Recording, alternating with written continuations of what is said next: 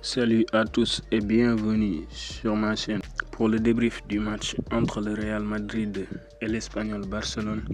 Une victoire 2-0 du Real Madrid pour la 5e journée de Liga. Le Real Madrid fait donc un 5 sur 5 en ce début de saison. Malgré que cette équipe de Xabi Alonso est en reconstruction. Je commence donc directement par parler de la performance collective de ce Real Madrid. J'ai trouvé un Real Madrid qui a maîtrisé son match du début jusqu'à la fin, que ce soit dans les occasions offensives ou les occasions défensives, ils ont bien géré le match. Donc c'est une bonne performance collective de cette équipe du Real. Maintenant, pour revenir un peu sur les performances individuelles de chaque joueur, on débute avec le gardien Thibaut Courtois qui n'a pas vraiment eu grand-chose à faire dans ce match, si ce n'est qu'une seule parade, parce que cette équipe de l'Espagnol Barcelone n'a pas mis en difficulté le Real Madrid.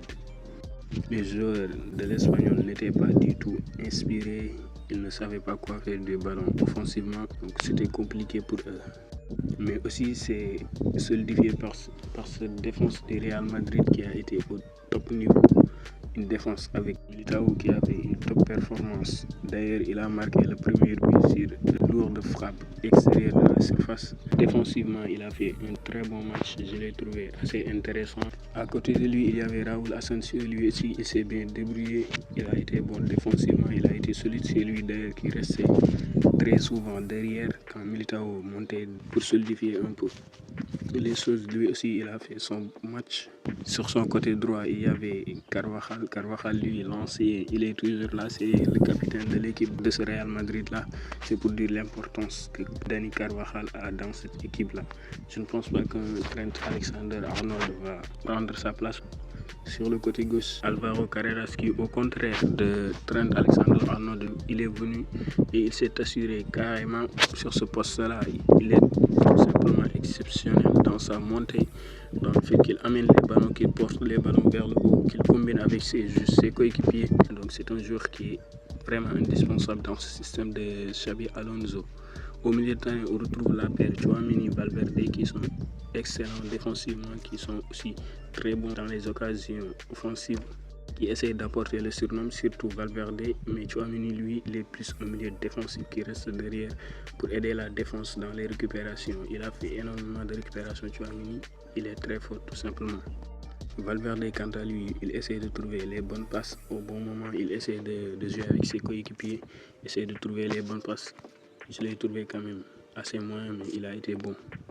Sur le côté droit, il y avait Vinicius qui a tenté ce moment, qui a essayé, mais qui n'a pas beaucoup réussi. Ça ne lui a pas beaucoup réussi. Aujourd'hui, ses dribbles, il a raté beaucoup de dribbles.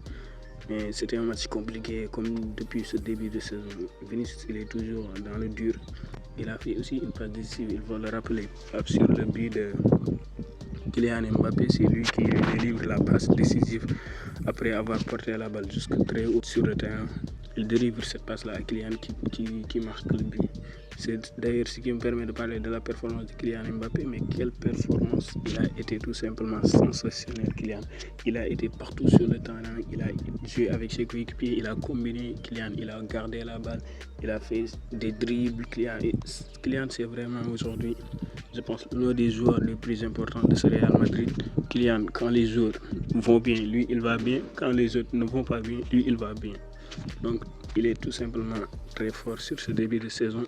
Il a marqué au minimum 5 buts sur ces 5 derniers matchs-là de Liga, ce qui montre tout simplement sa forme actuelle. Kylian est dans une forme stratosphérique. S'il continue comme ça tout au long de la saison, je ne vois pas quelqu'un qui va lui empêcher de gagner encore le Pichichi, voire même le Ballon d'Or s'il remporte bien sûr des titres majeurs. Dans l'axe, il y avait aussi Gonzalo Garcia qui a été dans le dur, vraiment. Il n'a pas reçu beaucoup de ballons. En plus, il n'a pas été aussi important dans le jeu parce qu'il restait très souvent en attaque. Contrairement à Kylian Mbappé qui dézonnait beaucoup et qui essayait de combiner avec ses coéquipiers. Je pense que voilà, Gonzalo Garcia aujourd'hui, il n'a pas eu beaucoup de ballons. C'est ça qui a compliqué son match. Mais je trouve quand même qu'il a du potentiel et que s'il continue à avoir du temps de jeu au Real Madrid, il peut faire de belles choses. Il peut apporter quelque chose à cette attaque-là parce que c'est vraiment un attaquant dont le Real Madrid a besoin. Il est différent de Kylian. Et sur le côté droit, il y avait Massantuono qui a été lui aussi très bon dans sa percussion, dans ses dribbles, dans sa façon de faire des différences. Il a été très bon. Malheureusement, lui, il n'est pas du tout efficace. Donc des fois, il peut vraiment perdre ou rater certaines occasions, ce qui me fait penser que voilà, aujourd'hui, il a fait une performance assez moyenne. Je le trouve vraiment assez moyen à chaque fois qu'il joue. Donc, il n'a pas encore retrouvé, on le reconnaît, il n'a pas encore retrouvé son haut niveau qu'il avait lorsqu'il était à River Plate. Donc, il faut lui donner du temps, c'est un boy, il est jeune et il doit apprendre tout simplement pour devenir meilleur. Mais il est sur la bonne voie.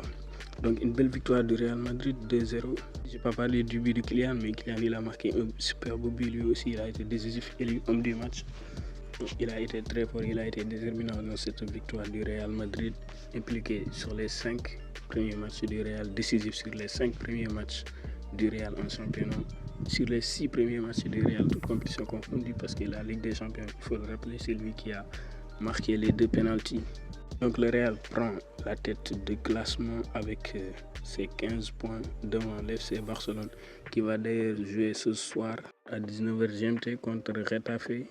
Ce sera un match que je vais bien sûr débriefer, donc vous pouvez l'attendre sur ma chaîne prochainement. Il y a aussi le Paris Saint-Germain qui va jouer mon équipe de cœur, mon club de cœur, voilà, contre Marseille. Ce sera le classique à 18h45. Il ne faut surtout pas le rater, 18h45 GMT, heure sénégalaise. Il ne faut absolument pas le rater car je vais le débriefer. Donc on se donne rendez-vous très bientôt.